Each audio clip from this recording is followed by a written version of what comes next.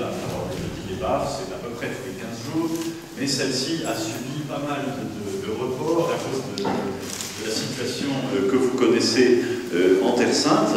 Alors ce soir, nous avons une grande joie, la joie de recevoir un historien au CNRS, Stéphane Ancel, que vous connaissez, qui est l'auteur, on peut dire, de cet inventaire magnifique du fonds de Sir Abraham. Alors, qui était Sir Abraham? Je ne vais pas vous le dire. Vous allez devoir écouter toute la différence qui vous donnera le goût d'aller plonger dans ces archives. Ces archives, ce fonds qui a été maintenant intégré à la bibliothèque de l'École biblique et archéologique française de Jérusalem, et je remercie le frère Bernard maintenant, qui reçoit ce fonds et qui va pouvoir le mettre à disposition des chercheurs. Un fonds, c'est très beau, mais il faut d'abord l'inventorier. Le fonds, c'est quelque chose qui est collecté par une personne. Cette personne, Sir Abraham, qui a vécu la fin de sa vie donc, à Jérusalem, chez les bénédictines du Mont des Oliviers, dont je salue les sœurs ce soir, s'est spécialisé dans l'Éthiopie. Quels sont les liens entre l'Éthiopie et Jérusalem? Eh bien, ils sont très anciens. Il y a des liens qui sont scripturaires, il y a des liens qui sont beaucoup plus récents, et il y a des liens dont on peut percevoir encore la saveur aujourd'hui. Alors, sans aller plus avant, je vous donne la parole. Merci à vous. Merci. Vous m'entendez bien? Tout va bien? Bon. Eh bien, bonsoir à tous. Merci d'être venus à cette conférence. Alors, je suis très heureux d'être présent ce soir afin de vous présenter donc, ce fonds d'archives, le fonds d'archives issu de l'Ermitage de Sir Abraham. Cette présentation marque en effet l'aboutissement d'un processus qui a duré plus d'1 an et demi, et un processus qui a amené à sauver, à préserver donc, toutes ces archives préservées et collectées par la Sir Abraham, importantes pour l'histoire de Jérusalem, pour l'histoire de l'Éthiopie. Et surtout, ça marque la fin d'une incertitude sur le devenir de ces archives, et donc c'est un heureux aboutissement. Donc, avant de commencer, je voudrais ici encore remercier vraiment très chaleureusement d'abord les sœurs bénédictines du Mont des Oliviers et sa prieure, Sœur Marie, pour avoir conservé jusqu'à aujourd'hui ce fonds d'archives dans leurs locaux, malgré les difficultés que ça supposait. On sait très bien que le principal danger d'archives, c'est la place, c'est le manque de soins qu'on peut y porter, et tout simplement, c'est d'être vu comme quelque chose d'encombrant. C'est un fait, les archives, c'est quelque chose d'encombrant. C'est quelque chose dont lequel il faut s'occuper, et ça demande vraiment une grande persévérance de se dire, bah, je garde ça pour justement que quelqu'un puisse justement s'en occuper. Et vraiment, un grand merci aux sœurs bénédictines pour cela, car c'est grâce à elles que ce fonds d'archives existe. Je voudrais ensuite remercier très chaleureusement également l'école biblique, évidemment, son directeur, frère Olivier Bouquillon, son prédécesseur, Jean-Jacques Pérenès, et évidemment son bibliothécaire, frère Bernard Nitamac, qui ont montré tout de suite un très grand enthousiasme à accueillir ce fonds dans leurs locaux. Là aussi, je voudrais souligner qu'il n'y a rien d'évident pour une institution d'accueillir des archives. Il faut de la place, il faut de la main-d'œuvre, il faut du temps. Bref, il faut plein de choses dont les institutions en général manquent. Et donc, merci encore à l'école biblique d'offrir un joli cadre de valorisation de ces archives. Et enfin, je voudrais remercier, et c'est le dernier remerciement, je vous le promets, après l'attaque, je voudrais remercier le Centre de recherche français à Jérusalem, mon institution, et tout particulièrement son directeur actuel qui n'a pas pu être présent aujourd'hui, il s'en excuse, c'est le professeur François-Xavier Fauvel. Je voudrais aussi remercier son prédécesseur, le professeur Vincent Lemire, pour avoir soutenu justement cette initiative sur ces archives. Ces remerciements vont également à l'ensemble de l'équipe du centre du CRFJ pour leur aide et pour leur patience, tant il est vrai que ces archives ont encombré les locaux, hein, donc encore merci pour avoir accepté cela, et, donc tant par la place particulière qu'ont pris ces archives dans nos locaux, et également, je voudrais souligner, tant par la place que par leur particulière odeur de champignons qui s'est installée dans nos locaux pendant l'inventaire. Donc Merci pour votre patience également pour ça. Je voudrais également remercier chaleureusement Lise Baer, la secrétaire générale du centre, pour son aide sur les carnets de recherche écrits en hébreu qui ont permis leur inventaire. Avant de commencer, également une petite précision. Vous l'avez compris, ce soir je vais vous parler d'un fonds d'archives. Je vais vous montrer l'importance des documents qu'ils renferment. Alors, on va éviter tout malentendu. Hein. Il n'est aucunement question ici de vous présenter un travail, une réflexion sur Sœur Abraham elle-même. Ce travail reste à faire. Justement, ce fonds d'archives va permettre ce travail. Mais je vous rassure tout de suite, il sera évidemment beaucoup question de sa vie, de son œuvre, lesquelles vont évidemment alimenter ce fonds d'archives que je vais vous présenter. Ceci étant dit, nous avons donc là des archives privées, dont l'accès va être donné au public. Olivier Poquillon vous l'a précisé, donc le but c'est de l'ouvrir au public et de l'ouvrir aux chercheurs.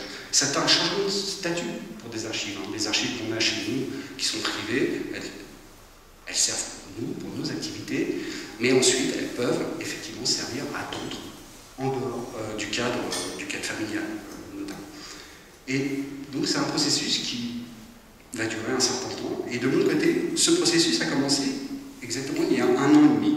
Et il a commencé par un email. Tout bêtement par un email. À la fin août 2022, je suis en train de préparer ma venue à Jérusalem. Je viens d'être affecté, la décision venait d'être prise, je venais d'être affecté donc, en tant que chercheur au Centre de recherche français à Jérusalem. J'étais préparé à ce moment-là. Et ce pour 2 ans. Je suis en train de faire mes cartons, j'ai établi un joli programme pour mes recherches qui consiste à étudier les établissements chrétiens, dont les Éthiopiens au 19e et au 20e siècle, du monde, donc la période ottomane et le mandat britannique. Très bien, je prépare mon petit programme, je suis dans mes cartons, et lorsque je reçois un email de Vincent Lemire, le directeur du CRFJ à cette époque. Alors, en fait, pas totalement Vincent Lemire, en fait, il me transfère un message qu'il vient de recevoir d'un doctorant affilié au CRFJ et qui est à Jérusalem à ce moment-là. Ce doctorant s'appelle Clément Dussard, il étudie l'épigraphie latine à Jérusalem. Et ce qu'il y a dans son message va totalement bouleverser mon joli programme de recherche que j'avais bien préparé gentiment. Dans son email, il nous raconte qu'il loge au couvent des sœurs bénédictines du Mont des Oliviers et que la veille, les sœurs lui ont dit qu'elles avaient conservé les archives et la bibliothèque de Kirsten Stoffagen Pedersen en religion appelée Sœur Abraham et qu'elles voudraient en valoriser le contenu.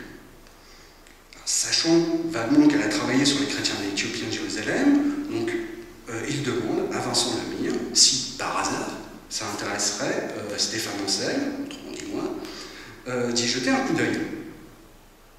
Voilà. Voilà le meilleur moyen de détruire mon joli programme de recherche à Jérusalem, de le remodeler totalement, car ces archives allaient devenir ma priorité, et je le fis avec enthousiasme. Mais alors, pourquoi le faire avec autant d'enthousiasme? Eh bien, pour bien comprendre l'importance de ce fonds, faisons un petit retour en arrière, en 1986. Cette année-là, s'est déroulé un micro-événement dans l'historiographie de l'histoire de Jérusalem. Cette année-là, l'historien israélien Ben Arié publie le second volume de son imposante et fondamentale étude sur l'histoire de Jérusalem au XIXe siècle. Et dans cet ouvrage, un chapitre entier est consacré à la communauté éthiopienne chrétienne de Jérusalem. Un chapitre entier. Alors qu'auparavant, cette même communauté n'apparaissait jamais dans les études sur cette période. On parle ici d'un ouvrage en anglais très largement diffusé et qui fait encore aujourd'hui office de référence. Bref, c'est une grande première.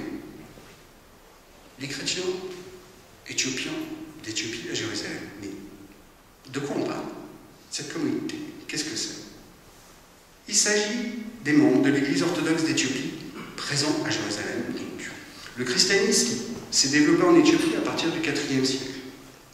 Il est présent depuis jusqu'à nos jours. Ce christianisme, c'est un christianisme, ce qu'on appelle pré-chalcédonien. L'Église éthiopienne orthodoxe ne reconnaît pas les principes de Chalcédoine, comme les Arméniens ou comme les Coptes. D'ailleurs, en parlant des Coptes, l'Éthiopie était considérée jusqu'au XXe siècle comme un diocèse de l'Église copte.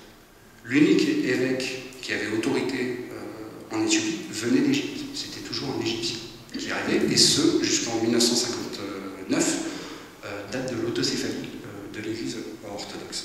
Ce christianisme est surtout connu pour avoir été l'un des fondements et l'un des piliers du royaume chrétien d'Éthiopie qui s'imposa sur le haut plateau éthiopien depuis le IVe siècle jusqu'en 1974 et qui, particularité au XIXe siècle, c'est-à-dire ce royaume chrétien au XIXe siècle va considérablement élargir ses frontières comme vous voyez sur cette carte. Le royaume chrétien avant le XIXe siècle et cette zone jaune que vous voyez au milieu qui correspond au haut plateau éthiopien et à la fin du XIXe siècle, les armées de royaume chrétien vont conquérir et donner les frontières qu'on connaît aujourd'hui à l'Éthiopie. Et la population chrétienne éthiopienne aujourd'hui encore se concentre sur ces hauts plateaux principalement. Alors, ce royaume chrétien d'Éthiopie, justement, il y a un lien particulier avec Jérusalem, vous l'avez rappelé. Ce lien s'explique par, traditionnellement, le récit de la rencontre de la reine de Saba avec le roi Salomon. Selon la tradition éthiopienne, la reine de Saba et le roi Salomon se rencontrent, donnent un fils, Ménélik, qui va devenir le premier roi d'Éthiopie. Et cette descendance a été affirmée, surtout à partir du XIIe siècle, par la dynastie régnante du royaume d'Éthiopie, dont voici les trois derniers représentants, qui sont relativement connus même en France. Donc Ménélik II, connu pour avoir battu les Italiens à la bataille d'Adwa à la fin du XIXe siècle, préservé donc l'indépendance de l'Éthiopie. La reine des rois, Zaweditu, et donc Haïlé Sélassié, dernier représentant de cette dynastie, donc déposé en 1974 lors d'une révolution. Alors ce christianisme éthiopien, on le connaît, il est connu pour notamment ces églises creusées dans la roche sur le site de Lalibela. C'est un site qui a été construit au Moyen-Âge et jusqu'à l'époque moderne. Ce christianisme est connu aussi pour sa production littéraire. Là, vous voyez un manuscrit qui date du XVIIIe siècle, qui présente l'oracle de Marie. Donc, l'écriture utilisée est ce qu'on appelle le Ge'ez, qui est une écriture qui utilise des caractères sud-arabiques, qui est un syllabaire. Et le Ge'ez, aujourd'hui, fait office de langue liturgique. Ce n'est pas une langue parlée, c'est une langue morte, mais elle est utilisée pour la liturgie. Et elle a de nombreux points communs avec ce qui va être la langue administrative du royaume chrétien, et ce jusqu'à aujourd'hui en Éthiopie, c'est-à-dire l'amharique. L'amharique n'est pas une langue sémitique à la différence du Ge'ez, mais a repris un certain nombre de vocabulaire, de formes sémitiques dans sa construction. Et également, ce christianisme est connu pour son art pictural, notamment de ses peintures d'église que vous voyez sur cet exemple. Or, les membres de cette église sont donc présents à Jérusalem. Voilà. Aujourd'hui, on les voit surtout sur le toit de la chapelle Sainte-Hélène, dans le complexe du Saint-Sépulcre. C'est le monastère éthiopien de Dar el-Sultan, qu'on traverse et dont les pèlerins traversent la terrasse, parce que la 9e station est juste à côté. Ils sont en possession en ce moment, mais j'y reviendrai, les deux petites chapelles qui permettent justement d'accéder, enfin qui fait le lien entre le parvis du Saint-Sépulcre et de la basilique et le monastère, qui sont la chapelle de Michael et la chapelle des 4 créatures vivantes.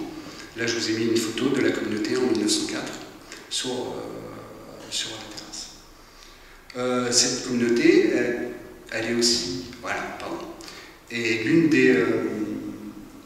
dans l'une des chapelles justement possédées utilisées par les Éthiopiens, on voit justement donc, cette peinture qui réaffirme le lien qui existe entre Israël et l'Éthiopie, par cette représentation de la rencontre de la reine de Saba et du roi Salomon.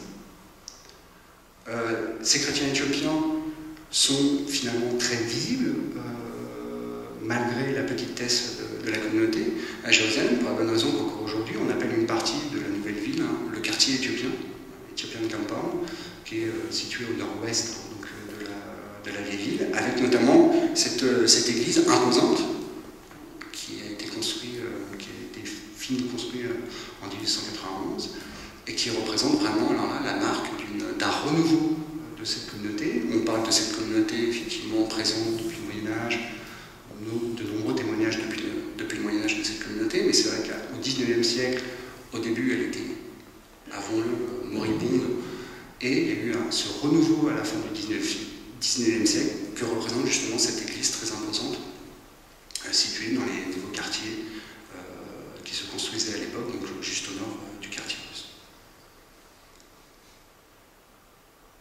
Et donc, ce quartier porte la marque encore aujourd'hui de cette présence éthiopienne sur les bâtiments, comme vous pouvez le voir, donc ces écussons qu'on trouve sur certains bâtiments du quartier, notamment cette représentation du lion marchand, qui est l'emblème de la monarchie éthiopienne, ça, sur une construction des années 30. Donc cet énorme, imposant bâtiment qui a accueilli le consulat éthiopien à une époque qu'on appelle encore maintenant l'Ethiopian Building. Alors, cette communauté visible au XIXe siècle connaît un renouveau, etc. Mais pourtant, ce processus, cette histoire éthiopienne de Jérusalem, avait très peu intéressé les Éthiopiens de la ville. Seuls les travaux justement sur la période médiévale les mentionnaient, mais rien, strictement rien, sur la période contemporaine. Alors, il y avait quelques spécialistes de l'Éthiopie, venant du cercle éthiopisant, qui s'étaient intéressés un petit peu à cette communauté, mais en dehors de ce petit cercle, rien. Et justement, là, je reviens sur cet événement, en 1986, on a enfin un chapitre sur les Éthiopiens dans un ouvrage de référence sur l'histoire de Jérusalem. Alors, Ben Arié, comment a-t-il construit son chapitre? Eh bien, il suffit de vous regarder les notes en bas de page. J'encourage tout le monde à regarder les notes en bas de page. Moi, personnellement, j'adore, mais ça permet de savoir justement comment on trouve l'information. Et là, qu'est-ce qu'on y voit? On y voit en fait que Ben Arié se fonde sur un unique travail, un seul et unique travail pour ce chapitre-là. Celui publié par une certaine Pedersen, qu'on voit à la note 58, je ne sais pas si vous voyez bien, oui, c'est la note 58, et dans la note 61, il ajoute même qu'il est redevable à mademoiselle Christine Pedersen pour sa coopération pour la construction de ce chapitre. Et bien ce travail-là, le voici. Alors vous remarquez tout de suite que Ben Arié s'est trompé sur le titre de l'ouvrage, qu'il mentionne par ailleurs dans sa bibliographie générale. Il s'agit d'un petit fascicule qui s'appelle Ethiopian Institution in Jerusalem, écrit par une certaine Kirsten Pedersen, et non pas Christine, avec entre parenthèses, Christos Semra. Et il a été publié en 1975. Or, ce petit fascicule est le premier travail sur les Éthiopiens publié par Sœur Abraham. Parce que Sœur Abraham, elle a utilisé plusieurs noms dans sa vie. Donc, vous avez une photo d'elle datant des années 70. Et donc, Sœur Abraham, c'est en fait Kirsten Pedersen de son nom de naissance. Mais elle va s'appeler, à partir de l'âge de 18 ans, lorsqu'elle va entrer dans les ordres, elle va s'appeler Sœur Maria Birgitta, d'abord. Ensuite, elle va quitter cet ordre, elle va travailler pour les Éthiopiens. Pour les Éthiopiens, ça sera Emaoi Christos Semra. Emaoi, ça veut dire sœur, tout simplement, en gaze. Et Christos Semra, c'est une sainte éthiopienne du 14e et 15e siècle. Visiblement, et là c'est mon opinion, j'imagine que du point de vue éthiopien, Emaoi Abraham ne pouvait pas marcher. Donc elle a pris ce nom-là pour son travail. Je vous ai mis les différentes signatures. Et pour ses travaux scientifiques, elle va utiliser son nom civil, donc Kirsten Pedersen, mais qu'elle va changer à la fin des années 80 pour Kirsten Stofringen Pedersen, Stofringen en prenant simplement le nom de sa mère au moment du décès de sa mère. Et donc, cette Kirsten Pedersen, donc Sœur Abraham, et elle utilisera, Sœur Abraham, donc quand elle intégrera Pékin en 1968 et qu'elle conservera finalement pour ses relations de tous les jours. C'est vraiment à Jérusalem. Et donc cette Kirsten Pedersen, eh ben, tout le long de sa carrière, qu'elle va commencer relativement tard, elle a déjà une quarantaine d'années quand elle va se lancer dans les recherches scientifiques en histoire, eh ben, Kirsten Pedersen, c'est 27 articles scientifiques majeurs. Il y en a nettement plus, mais c'est vraiment des articles scientifiques majeurs qui sont encore cités aujourd'hui. Et c'est 8 ouvrages majeurs également aujourd'hui. Elle publia notamment, pour les principaux, l'ouvrage en 1983 sur l'histoire de la communauté éthiopienne à Jérusalem, enfin en Terre Sainte, The History of Ethiopian Community in the Holy Land, et donc elle va se spécialiser sur cette période 19e, 20e siècle. Ça va être vraiment son ouvrage de référence qui est encore aujourd'hui largement cité. Elle va publier en français un ouvrage plus généraliste mais extrêmement précis sur le christianisme éthiopien dans cette collection connue de Breupel, lancée par Breupel, les fils d'Abraham, publié en 1990. Cet ouvrage va être aussi traduit en italien plus tard. Elle va publier en 1995 une énorme étude sur l'exégèse éthiopienne chrétienne, sur les psaumes de David. Là, pareil, c'est un ouvrage, ça va devenir un ouvrage majeur sur le christianisme éthiopien, qui représente finalement sa thèse de doctorat, qu'elle a, mais ça j'en parlerai un peu plus tard, qu'elle présente à l'université hébraïque.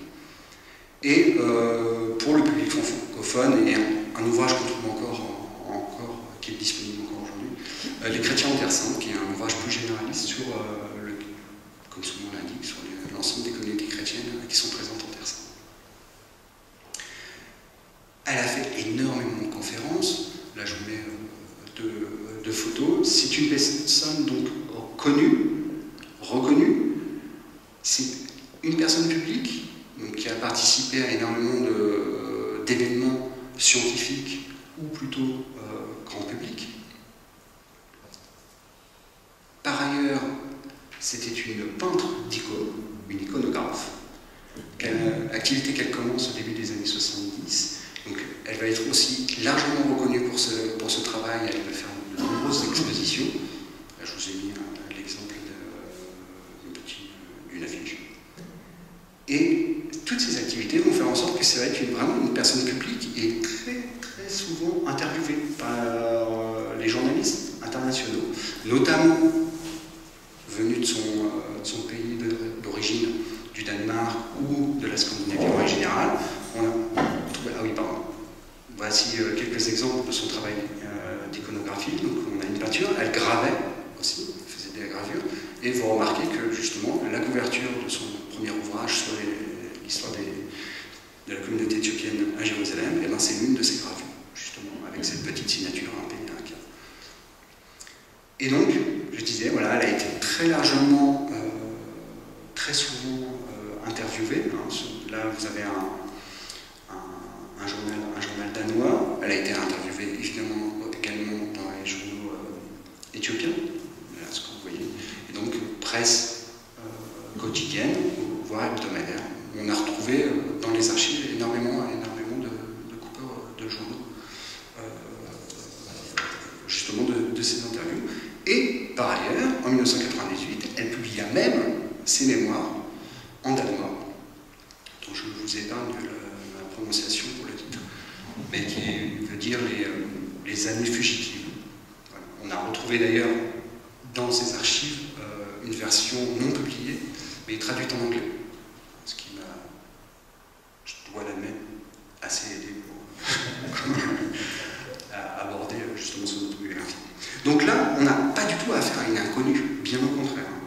Et voilà donc en août 2022, on a trouvé les archives de cette personnalité académique et publique, connue et reconnue. Alors, à ma connaissance, personne dans le monde académique, après son décès en 2017, ne savait qu'elle avait laissé des archives, et encore moins qu'elles étaient sur le mont des Oliviers.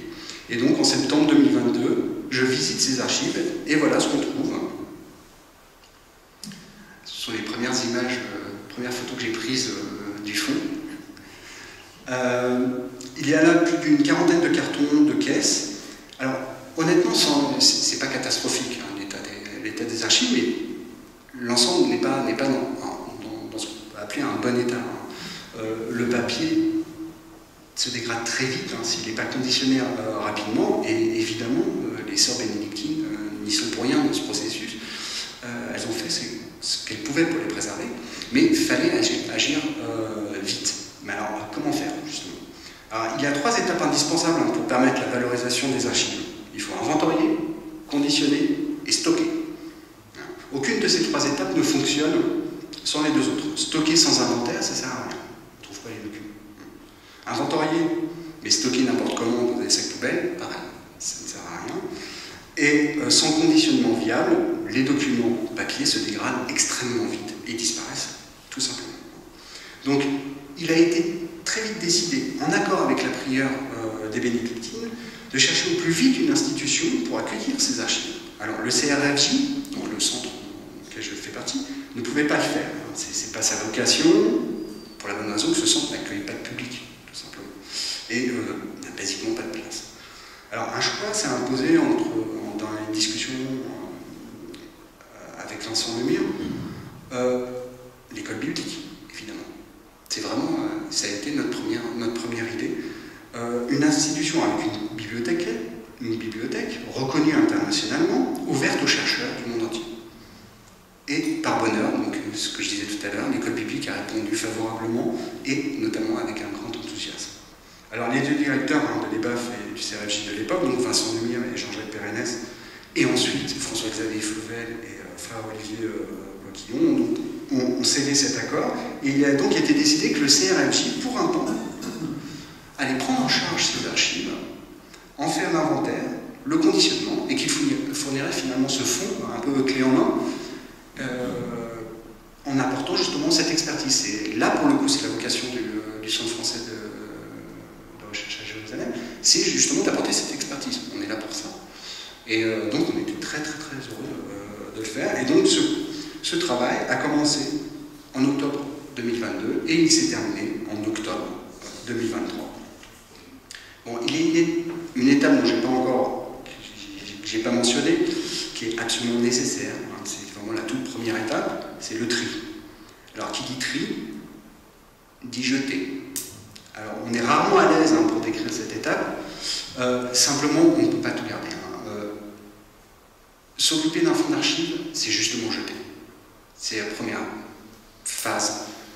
Des archives qu'on récupère, où on ne jette rien, ça fera un inventaire avec plein de choses totalement inutiles, et ça prend de la place, et ça met en péril leur survivance. Donc il faut absolument faire un tri. Alors on a effectivement fait un tri, parce qu'on avait là des livres totalement communs, on avait des romans, des livres qu'on trouvait partout, donc ça on a décidé de ne pas garder, évidemment. Tout ce qui était finalement sans valeur ou sans correspondance avec le travail scientifique de Sir Abraham également. Ce qui veut dire que tout ce qui était facture, d'électricité, d'eau, etc., évidemment, on n'allait pas garder ça. Les contrats d'abonnement Internet, que disent les manuels informatiques qui datent de 1998, on ne va pas les garder, ça c'est sûr. On n'a évidemment également pas le droit, mais bien sûr sur le plan juridique, hein, on n'a pas le droit bien sûr de garder les dossiers médicaux hein, qu'on a retrouvés, évidemment, on s'en est débarrassé. Alors, signalons également que il y a des choses qu'on n'a pas trouvées. Par exemple, pas de CD, pas de documents numériques. Il n'y en a pas. Alors, c'est pas parce qu'on n'utilisait pas. On a les traces de travail sur du numérique, on a des impressions d'emails, etc., comme quoi elle dit je vous ai envoyé ce fichier numérique, etc. On ne les a pas, on ne les a plus. On ne sait pas du tout où c'est passé. Deuxième perte, les fax. On a retrouvé une quantité de papier blanc, assez long comme ça, totalement blanc. C'est-à-dire que le fax, passé un certain temps, s'efface totalement. C'est un papier un petit peu huileux qui vraiment alors, préserve. Voilà. Alors, si vous avez des fax chez vous, recopiez-les, je ne sais pas, faites quelque chose, mais en tout cas sachez que ça disparaît très vite. D'ailleurs, les données sur CD, hein, je rappelle qu'un CD a une durée de vie de 10 ans. je commence à avoir des problèmes moi, avec mes CD, etc. Donc voilà, un peu de prévention. Donc ce travail a consisté à inventorier donc, en premier lieu la bibliothèque. Donc, on a des archives papier et on a des livres. Donc on a commencé par la bibliothèque, donc, ce qui représente au final 290 ouvrages qui ont été indexés et fascicules et 77 numéros de périodiques. Alors, un chercheur, c'est d'abord une bibliothèque, hein, évidemment. Là, on a vraiment trouvé des trésors. Alors, il y a d'abord les livres que tous les chercheurs sur l'Éthiopie possèdent, que ce soit en Israël ou ici. Donc, il y a des ouvrages de référence, des ouvrages d'histoire, des éditions de textes, des encyclopédies, dictionnaires, grammaire, des classiques, etc. Je ne vais pas m'apesantir dessus.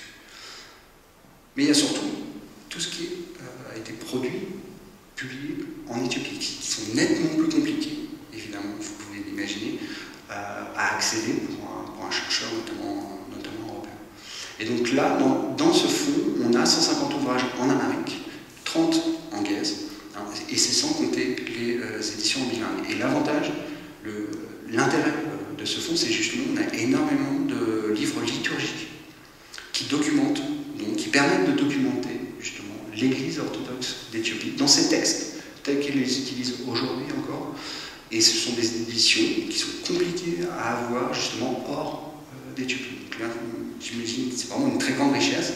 Là, vous avez par exemple sur votre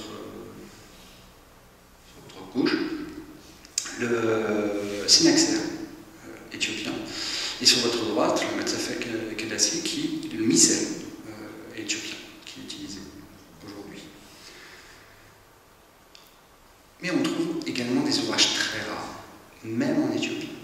Pour avoir moi-même sillonné les bibliothèques éthiopiennes, ces deux ouvrages, par exemple, sont introuvables en Éthiopie. C'est des ouvrages dont j'avais entendu parler, on a des notices, etc., mais c'est extrêmement compliqué à avoir. Sur votre gauche, c'est un ouvrage qui raconte toutes les réformes d'Haïlé Sélassié sur l'Église éthiopienne, un ouvrage très important. De l'autre, c'est un ouvrage qui traduit les documents arabes en amharique qui concernent justement la communauté éthiopienne de Jérusalem. Donc c'est tout un pan de publications qui est maintenant, grâce à l'école biblique, va être disponible pour les chercheurs, disponible à l'analyse historique, justement, contemporaine de l'Église éthiopienne.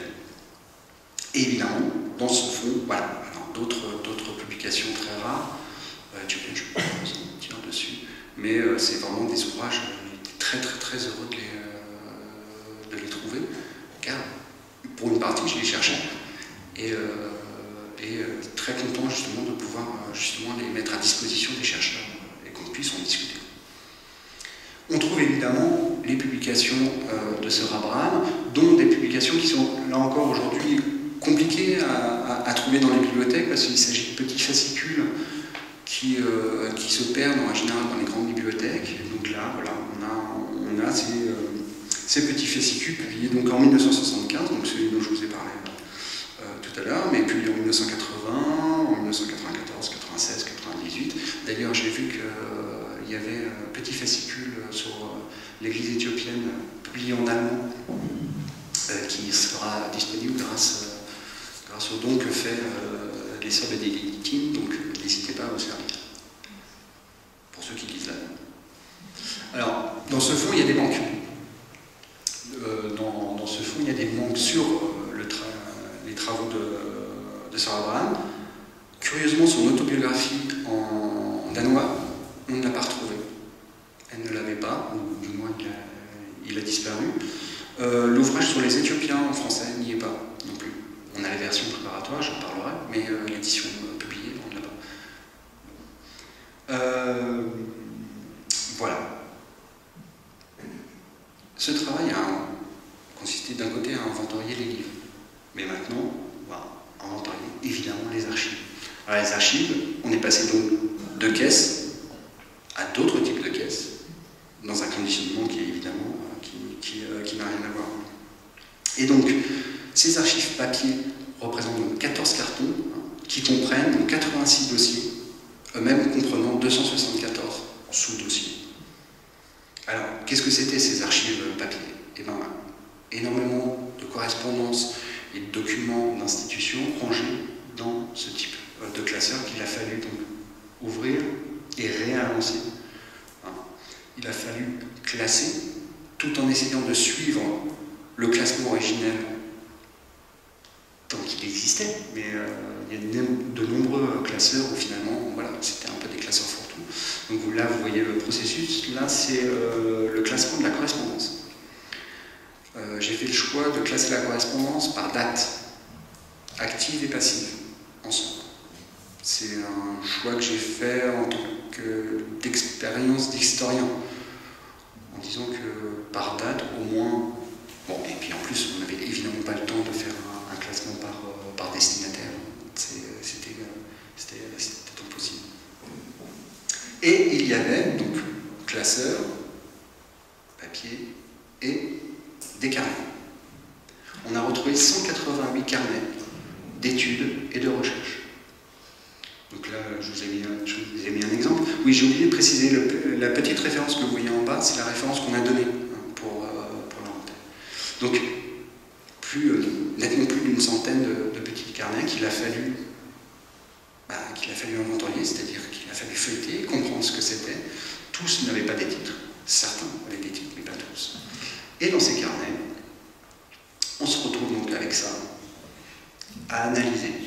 Alors, comment dire, Sir Abraham était polyglotte, on le savait.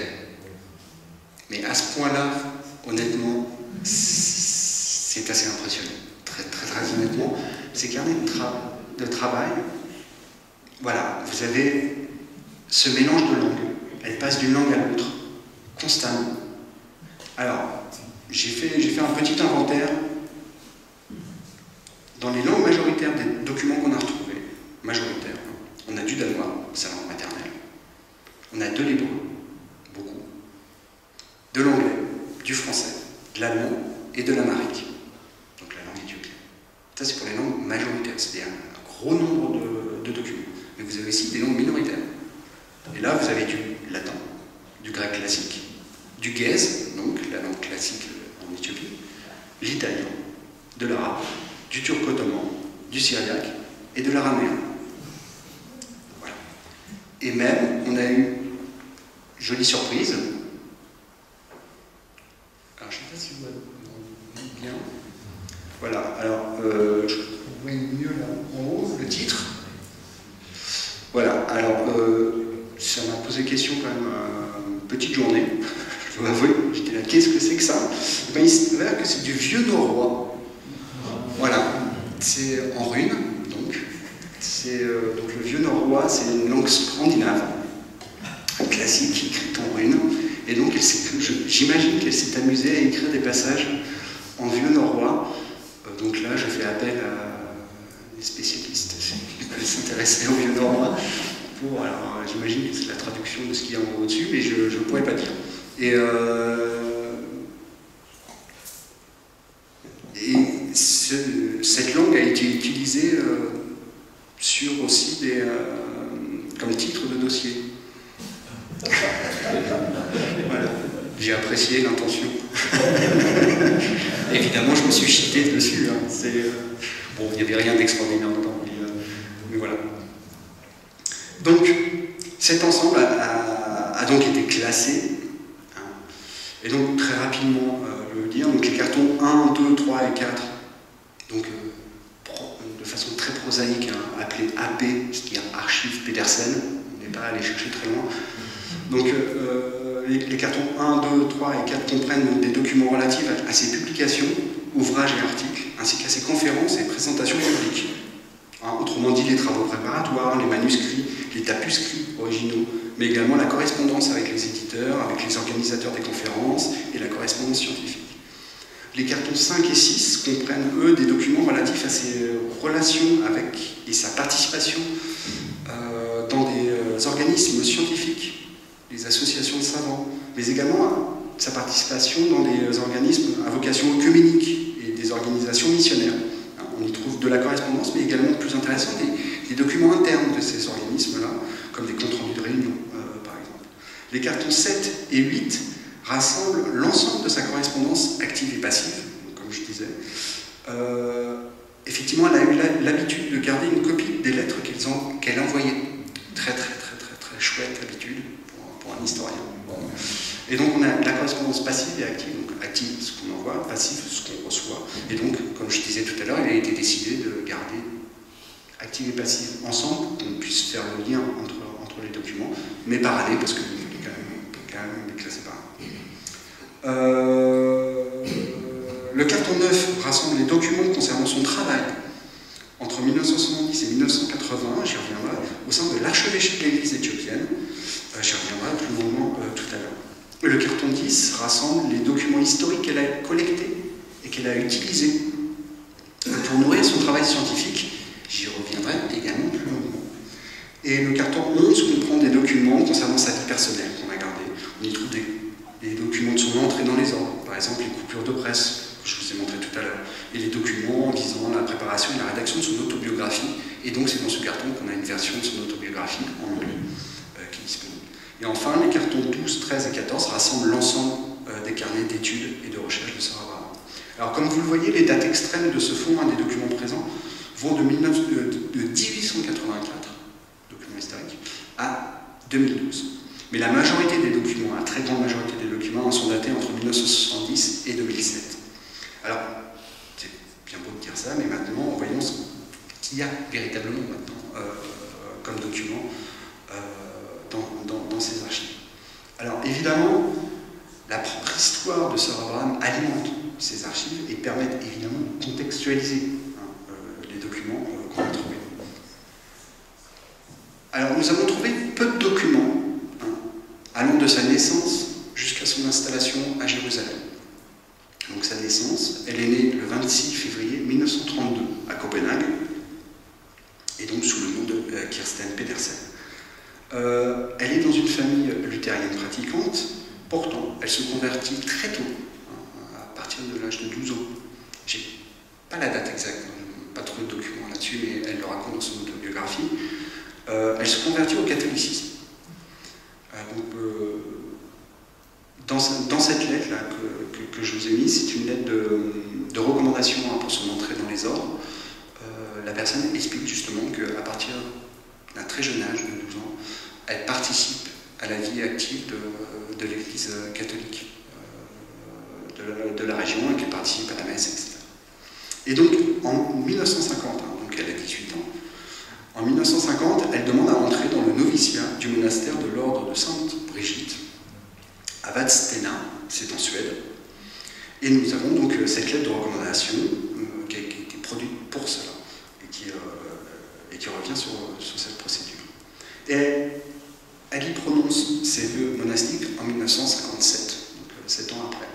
Et elle est chargée de l'accueil et de la formation des novices dans ce monastère. Et donc elle prend à ce moment-là le nom de Sœur Maria Birgitta. Mais quelque chose va mal se passer. Toutefois, elle renonce à ses vœux en 1962. Là, vous avez ici la demande de sécularisation, de rompre ses vœux, qui est datée du 4 avril 1962, signé de sa main et envoyé à sa hiérarchie. Alors, la raison, alors, il y a la version dans son autobiographie. Dans les documents, il faudrait voir si ça correspond, etc. Mais en tout cas, une grave crise dans l'ordre se déroule en 1962, mais il y avait déjà des problèmes auparavant. Notamment, Sir Abraham explique qu'elle s'est plaint depuis longtemps de la formation des novices et du programme d'éducation qu'on leur offre, qu'elle trouve ultra limité, voire quasi inexistant, et donc elle s'en plaint très régulièrement. Elle qui, au contraire, est plutôt une lettrée et qui passe justement un diplôme d'hébreu à cette époque, etc. C'est une lettrée, et elle est en conflit direct avec sa hiérarchie. 1962, c'est aussi le Vatican II. L'ordre de Sainte Brigitte est secoué. Il y a des problèmes aussi de hiérarchie, etc. Bref. Il y a une atmosphère apparemment, du point de vue de Sir Abraham, absolument exécrable. Et il y a notamment, je vous ai mis une lettre qu'elle écrit à cette époque sur les difficultés du monastère de Stena, pardon. Et on commence à déceler tout ce qui va être le caractère de Sir Abraham, car la lettre est particulièrement au vitriol contre sa hiérarchie, chose qu'on va pouvoir voir dans sa correspondance suivante plus tard. Bref, elle est sécularisée donc en 1962, elle est rendue donc à la vie civile, elle décide de reprendre ses études. Elle a déjà donc un diplôme d'hébreu, comme je vous l'ai dit, et elle entre à l'université de Copenhague, où elle va suivre des cours d'études juives et de philologie sémitique, et ce jusqu'en 1965. Entre-temps, en 1964, elle fait un pèlerinage en Terre Sainte. Et pour elle, c'est une véritable révélation, elle décide de s'y installer, de tout faire pour s'y installer. Et en 1965, justement, à la fin de son cursus universitaire à Copenhague, elle décide de s'installer à Jérusalem. Et là, elle s'inscrit à l'université hébraïque de Jérusalem, donc, pour une licence en histoire et littérature hébraïque. Et c'est là, justement, que dans les archives, on retrouve 73 carnets d'études dans laquelle, simplement, Sir Abraham a pris les notes de ses cours à l'université hébraïque. Et donc, on a les titres, hein, donc vous avez de l'histoire médiévale et contemporaine, du Talmud, de la poésie hébraïque en Espagne. Alors, poésie hébraïque en Espagne, on a toute une série. On a l'introduction à la littérature juive danaïtique, etc. Mais, dans la même période, en 1968, elle entre au monastère des Sœurs bénédictines du Mont des Oliviers en tant qu'oblate, et ce pour s'occuper des enfants de l'orphelinat géré par le couvent. Et là, vous avez les photos de cet ermitage qui est encore là aujourd'hui, qui est dans les jardins du monastère. Et elle obtient son diplôme à l'université hébraïque en 1969. Ah, mais là, un problème se pose. Elle a besoin de trouver un travail, simplement pour pouvoir renouveler son permis de séjour et ainsi de rester à Jérusalem, comme elle le souhaite. Et justement, à l'université, elle a rencontré des étudiants, beaucoup d'étudiants, et notamment des étudiants éthiopiens. Et elle les a aidés en traduisant les documents officiels de l'hébreu en anglais, pour pouvoir les aider justement à gérer leur vie estudiantine. Ces derniers, finalement, la mettent en contact avec l'archevêché éthiopien orthodoxe de Jérusalem, et c'est ainsi qu'elle fut embauchée par cet évêché. Cette embauche commence en 1970, et elle est embauchée pour donner des cours aux membres de la communauté. Elle donne des cours d'anglais, mais aussi des cours de culture générale, et ce, avec le soutien de l'archevêque.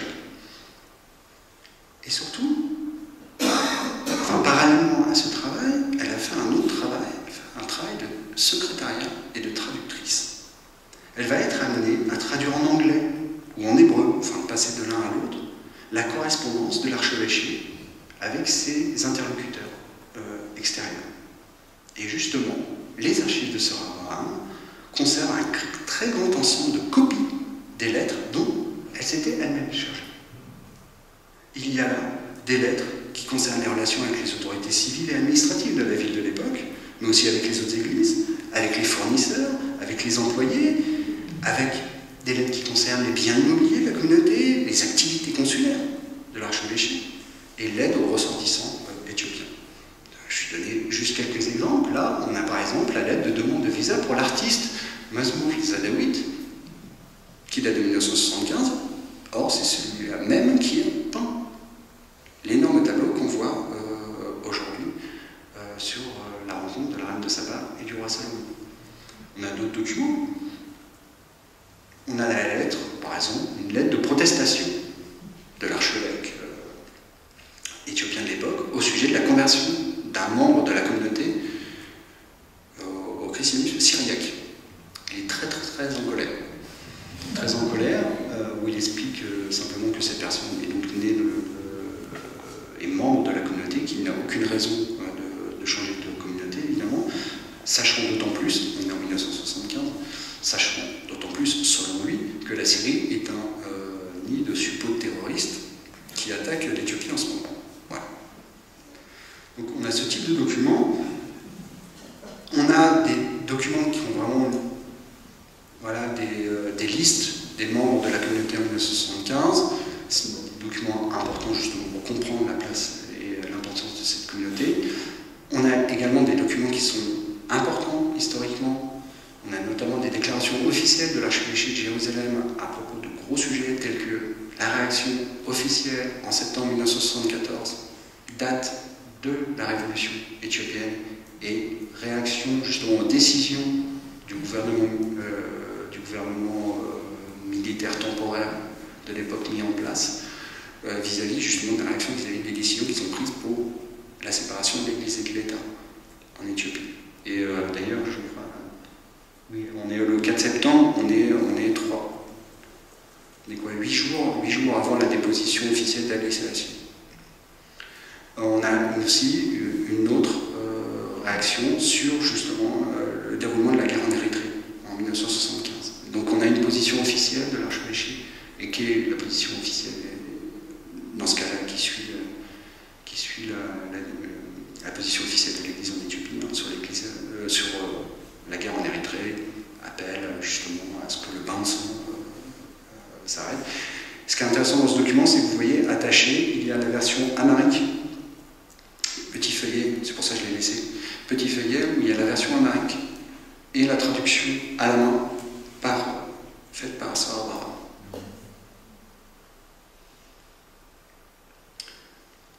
Et surtout, particulièrement intéressant, c'est qu'à partir de 1971, elle va s'occuper de traduire de l'hébreu en anglais afin que les membres de la communauté puissent comprendre ce qui se passe. Les décisions de justice concernant le conflit entre l'église copte et l'église éthiopienne à propos de la possession du monastère Dar el-Sultan sur le toit de la chapelle Sainte-Hélène. Je rappelle le contexte. Je vous ai mis une carte pour qu'on comprenne bien. En 1970, avant 1970, les deux chapelles qui mènent du parvis à la terrasse qu'on monte en ce moment, elles étaient gérées et possédées, utilisées par l'église copte. Les Éthiopiens les revendiquaient en tant que lieu de culte, car sur la terrasse, il n'y a pas de lieu de culte. Donc, voilà. En 1970, durant la nuit de Pâques, pendant les célébrations, les Éthiopiens ont changé les serrures et ont pris possession de ces chapelles. Évidemment, vous imaginez la réaction du monastère copte qui a retrouvé porte close.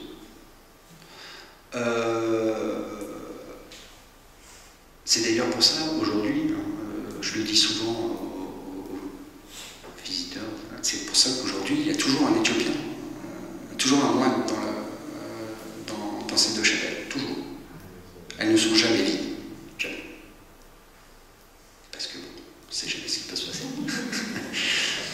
Et donc, il y a eu plainte, évidemment, de l'église copte, et donc, on a toute une série de décisions juridiques qui ont été prises en 1971 et 1976, qui sont des dossiers, des assez gros dossiers, où justement on a tous les argumentaires, qu'ils soient éthiopiens ou coptes, et toutes les références aux documents historiques qui vont appuyer les arguments de chacun.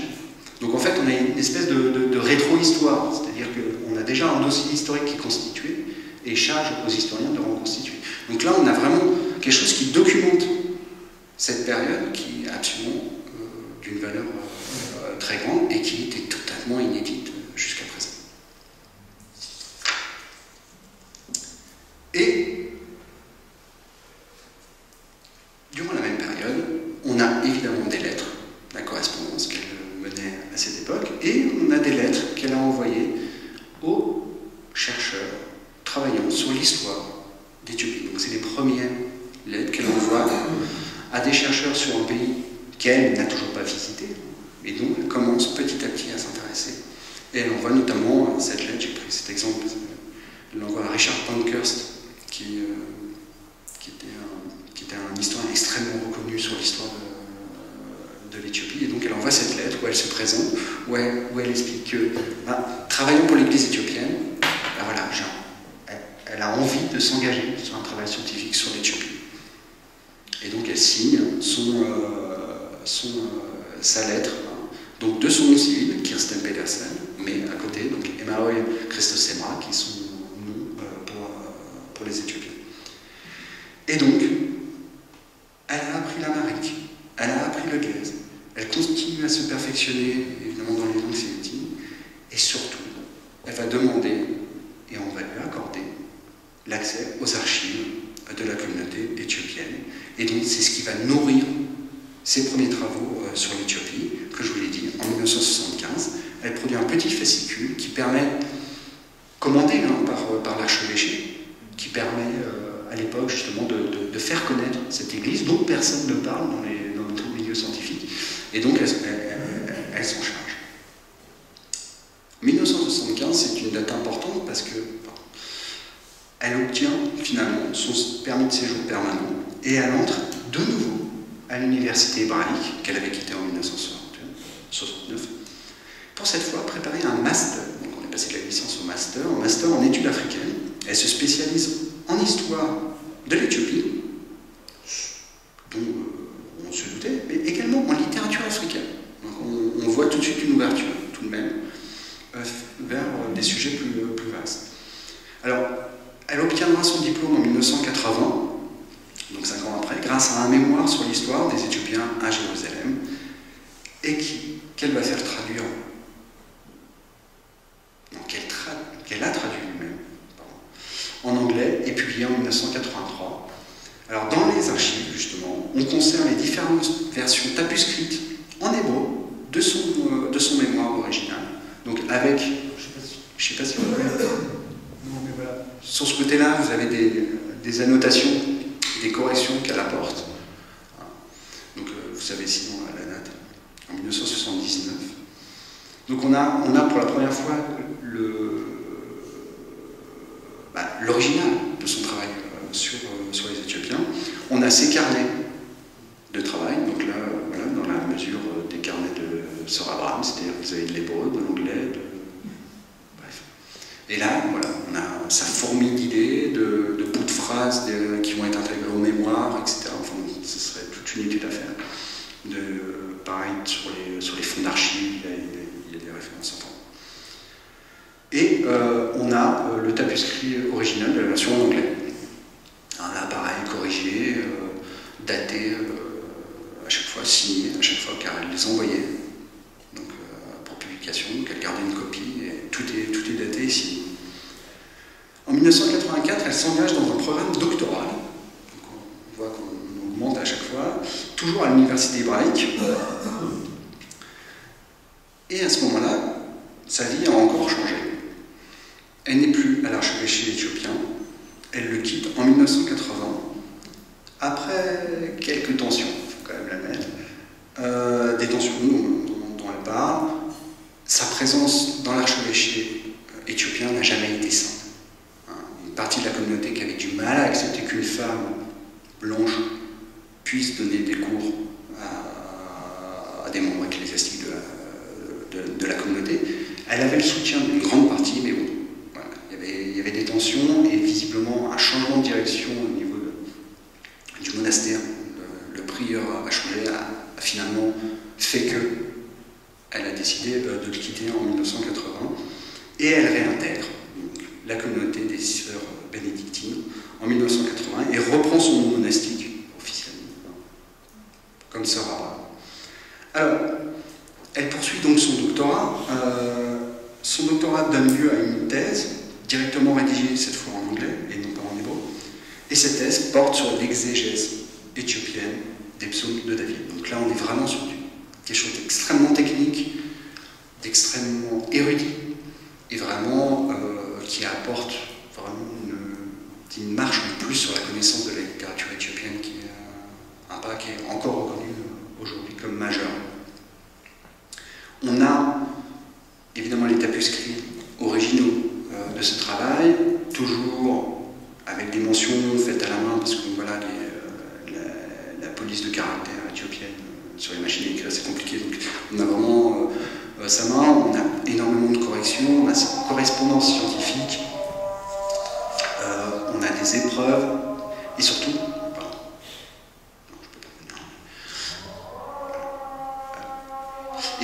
on a ces carnets de recherche, ces carnets de travail. Et là, par exemple, je vous ai sélectionné juste un que je trouve absolument génial, c'est, vous avez les psaumes de David, écrits en gaze, avec des commentaires en amérique sur une page, et sa traduction sur l'autre, à la main, sur une page blanche. C'est des photocopies qu'elle a assemblées, qu'elle a fait passer en vis-à-vis, et justement pour pouvoir travailler. Donc oui, l'exégèse éthiopienne, je reviens dessus pour juste vous rendre compte. Donc les psaumes de David sont connus en Éthiopie, surtout en gaze, donc latin local, si j'ai envie de dire, il n'y a pas de linguiste ici, j'espère pas, il dit une horreur, mais voilà, vous savez, la langue liturgique, le gaze, et les commentaires sont écrits en amharique, donc la langue véhiculaire aujourd'hui. Et donc, on a quelqu'un qui est capable de traduire et de comprendre une langue liturgique et de repasser sur la langue locale. Enfin, c'est d'un très très haut niveau. Surtout que c'est pas une langue facile. Les psaumes de David, c'est pas une langue facile. Donc, et l'exégèse. Donc là, voilà, on a ça, un travail fabuleux à refaire pour quelqu'un qui voudrait persévérer dans l'exégèse éthiopienne. Elle a un matériel absolument fabuleux. Mais c'est pas tout. On n'a pas que ça dans ces archives. On a une quantité d'articles et de conférences. Alors, les conférences et les publications, les articles publiés qu'on connaît, on a les versions originales, les versions remaniées, on a la correspondance qui va avec, etc. Et en plus, j'ai fait le compte, on a 51 travaux totalement inédits, dont elle a parlé lors de conférences qu'elle n'a pas forcément publiées.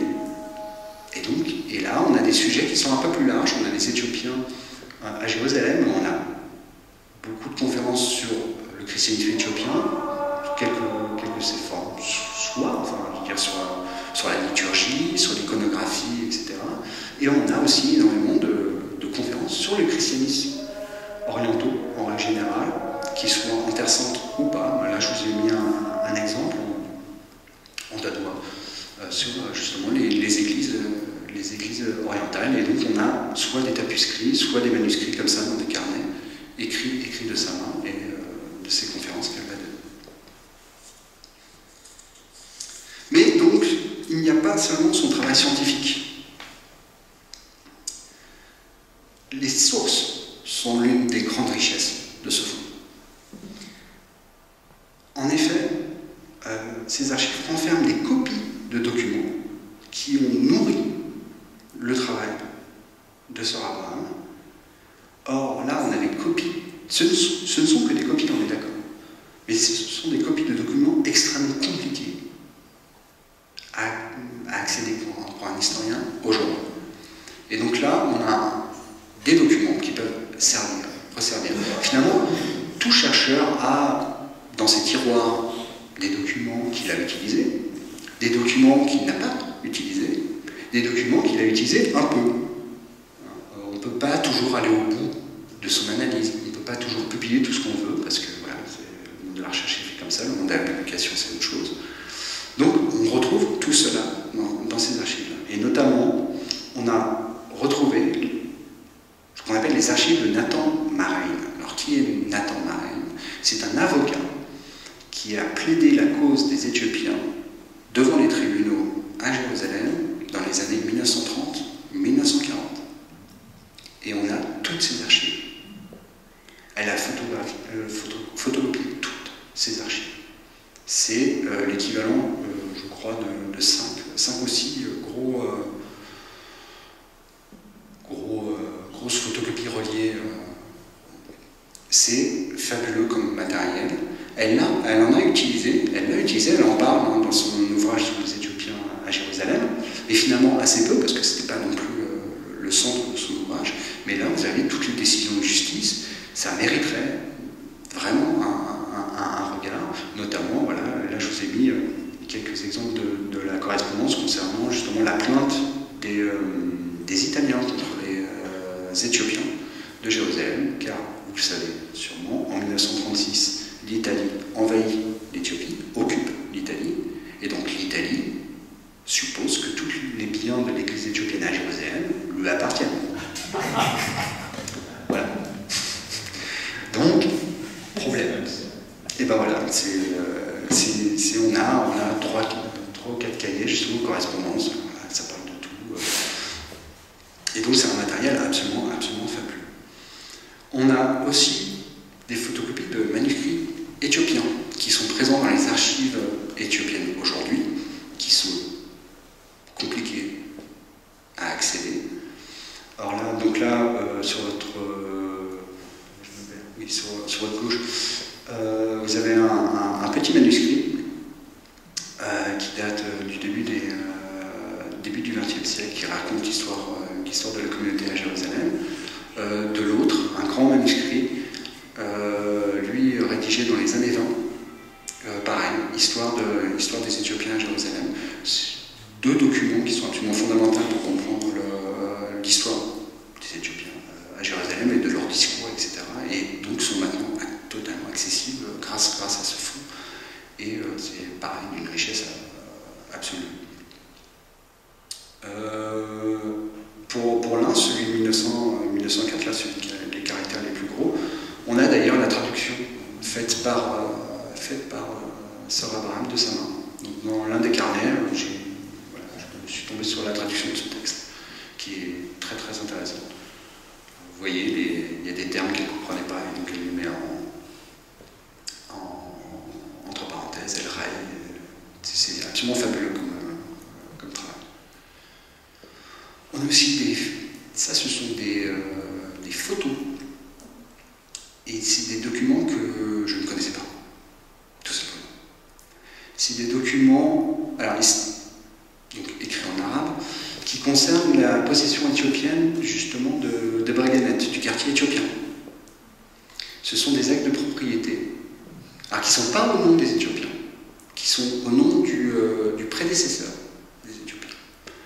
Et pareil, c'est des documents elle en cite un, mais très rapidement dans son ouvrage, mais elle ne les a pas étudiés. Enfin, du moins, elle n'a pas publié d'études dessus. On a retrouvé quand même une photocopie assez grande, où il y a justement ces documents-là, avec des annotations qu'elle a mises en amharique ou en hébreu, pour savoir justement ce que c'était. Mais pareil, ce sont des documents qui mériteraient une analyse nettement plus approfondie. Donc, on a vraiment un fonds qui propose des documents qui méritent un nouveau regard, qui méritent d'être étudiés, tout bonnement parce qu'ils sont totalement inédits encore aujourd'hui, ou simplement d'aller plus loin. Le fonds de Sir Abraham permet vraiment un tremplin. On se met sur les épaules de Sir Abraham et on regarde plus loin. C'est vraiment l'idée. Mais Sir Abraham, c'est pas qu'une chercheuse polyglotte, historienne, linguiste, qui travaillait dans son coin. Non, c'était pas vraiment le genre. Elle était engagée dans des organismes de recherche. Elle était toujours en dialogue avec ses collègues, comme le montre sa correspondance. Là,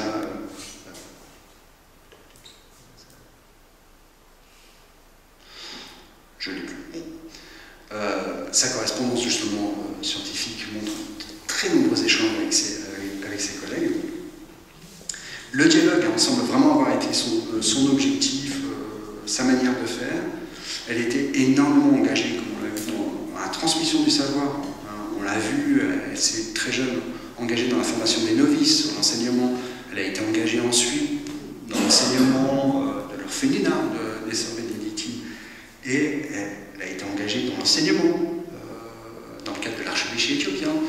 Elle va ici conserver justement cette volonté d'enseigner. Et donc, elle va participer à la création d'un institut, l'Institute of Ethiopian Ecclesiastical Studies, donc qui émerge en 1978-79. Elle va participer à la création de cet institut. Cet institut propose une formation pour les membres ecclésiastiques de la communauté éthiopienne, une formation encadrée par ce qui devrait être justement un institut. Elle va beaucoup travailler à ça et elle va vraiment s'y engager beaucoup. Les archives conservent justement la trace de ce travail, donc là c'est très intéressant parce qu'on a toute la formation de cet institut à cette époque. Il y a des comptes rendus de réunions, des tentatives de mise en place de la structure, etc. Mais là encore, ça ne va pas très bien se passer. En 1979, on trouve cette lettre, car le projet n'aboutit pas. Donc on a cette lettre que Sir Abraham envoie à la hiérarchie éthiopienne. Alors, étonnamment, elle l'envoie en anglais, ce qui est probablement une volonté de prendre une certaine distance, où elle explique tous les problèmes qui se posent, et ce avec des mots assez durs, quand même la mettre. Elle refuse en gros un enseignement au rabais, et surtout elle refuse l'incorporation dans la direction de l'institut de personnes qu'elle juge incompétentes. Donc ça fait un étrange écho avec ses protestations à l'époque, quand elle était en Suède. C'est vraiment, vraiment très intéressant.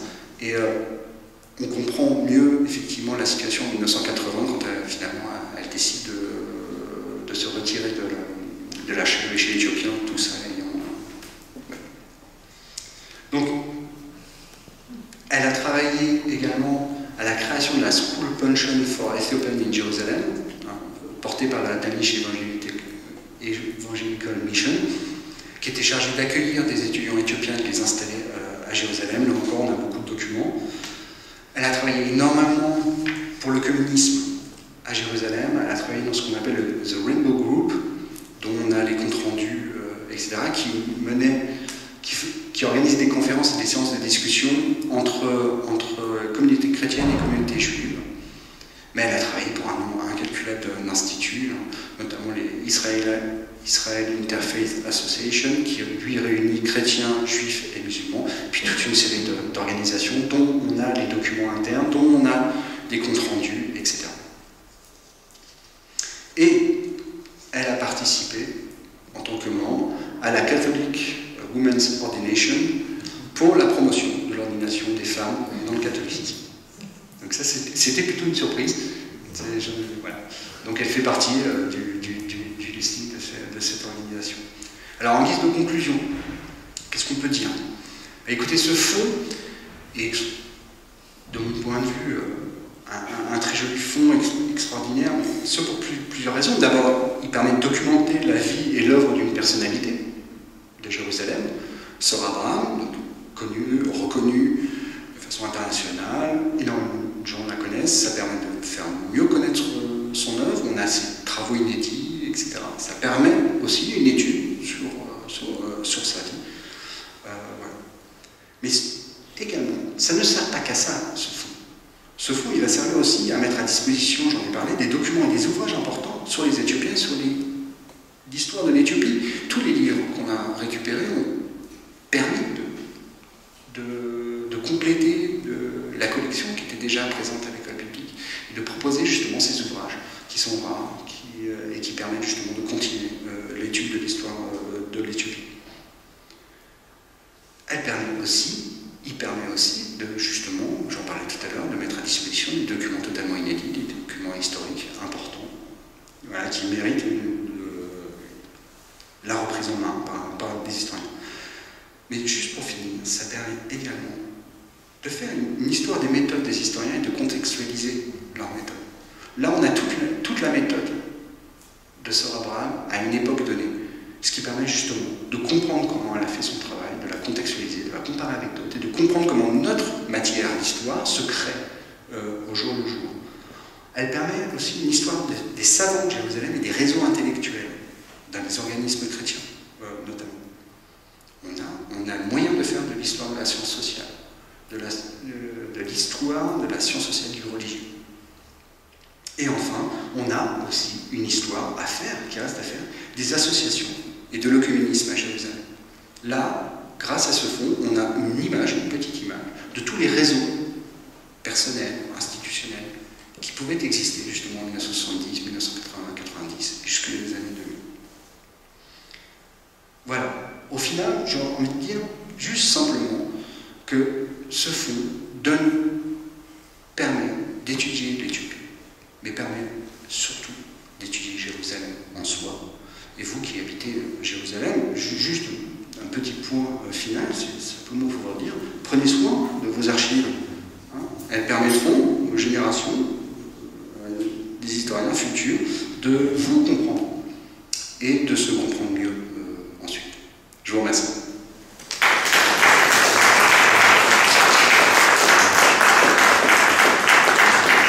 Un très grand merci à Stéphane Ancel, donc, du CNRS et du CRFJ, hein, pour ce beau partenariat. Donc, et cette présentation qui permet d'avoir une petite idée, une petite image de ce fantastique travail et qui donne le goût, j'ai bien entendu, je pense que nous avons tous entendu l'appel à maintenant se plonger dans ces archives, se plonger dans ce fond pour le faire vivre. Des archives, ça n'est pas quelque chose de mort qu'on met dans un coin derrière une grille, c'est justement, ce sont des semences pour tous les chercheurs qui vont pouvoir se lancer dedans et à partir de tout ce matériel qui a été mis, rassemblé, puis ordonné et qui est conservé, il n'est pas conservé en soi, pour soi, il est conservé pour être transmis. Alors nous avons 4 minutes avant que les cloches ne sonnent, je pense, à peu près. Si vous avez une ou deux questions, vous êtes les bienvenus. Monseigneur. Merci beaucoup. Si c'est possible, je suis très content que ce fonds soit chez les Dominicains, bien sûr. Mais est-ce que c'est passé spécifiquement avec l'Éthiopie, avec l'archevêque? On n'a eu aucun contact, très honnêtement, pour la bonne raison qu'il n'y a pas de documents qui viennent de leurs propres archives. J'ai bien précisé, et je le précise aussi dans l'inventaire, hein, ce sont des copies de documents de l'archevêché. Des copies obtenues totalement légalement dans le cadre de son travail de Sarah Braham. Donc non, j'ai essayé d'entrer en contact avec eux, mais c'était un petit peu compliqué. Donc, oui, il faut absolument qu'ils sachent que ce fonds existe et que, justement, en premier chef, les étudiants éthiopiens intéressés par l'histoire de l'Éthiopie devraient venir et justement regarder ce fonds. Une autre petite question. Dans la littérature arabe chrétienne, on connaît des documents qui ont été traduits de l'Amérique, comment ça s'appelle? En arabe, surtout d'apologétique et de vie des saints. Est-ce qu'il y en a par exemple? Ah oui, alors dans ce fonds, alors c'est des versions récentes, mais il y a énormément de textes géographiques. Le Synexer, et vous avez de la théologie, du biblique, de la géographie, de... Oui, pardon. Non, alors moi, dans ce fonds-là, on n'a pas trouvé de texte en arabe, de publication en arabe sur des textes bibliques ou géographiques. Par contre, la littérature éthiopienne, une partie de la littérature éthiopienne a été traduite à partir de textes en arabe. Donc, oui, de fait, là, vous me posez une colle, est-ce que dans ce fonds, on a des textes qui auraient été traduits au Moyen-Âge, justement, de l'arabe? Oui, le Phétanagas, qui est le livre des rois, qui est la traduction d'un texte juridique copte du XIIIe siècle, et qui a servi de texte juridique pour le royaume chrétien éthiopien à partir du VIe siècle. Mais voilà, vous avez ce type de texte. Mais là, il faudra faire un petit inventaire. Alors, toute dernière question par le bibliothécaire, justement. Je ne veux pas poser des questions, juste dire merci à Stéphane pour ce travail. Juste aussi informer que désormais, merci aux sœurs pour ce fonds, désormais le fonds, la bibliothèque est entièrement cataloguée dans notre bibliothèque. Ça veut dire que notre bibliothèque est en open source, donc on peut voir partout dans le monde. On peut remarquer que tous les ouvrages récupérés de la bibliothèque de Sœur Abraham sont désormais dans notre fonds. Merci pour les traductions des titres en amharique, mais on était obligé d'apprendre l'alphabet en amharique au bureau. essayer de taper sur le clavier en français des lettres à Mike, c'était pas facile. Oui, non, ça j'imagine. Mais finalement, on a pu tout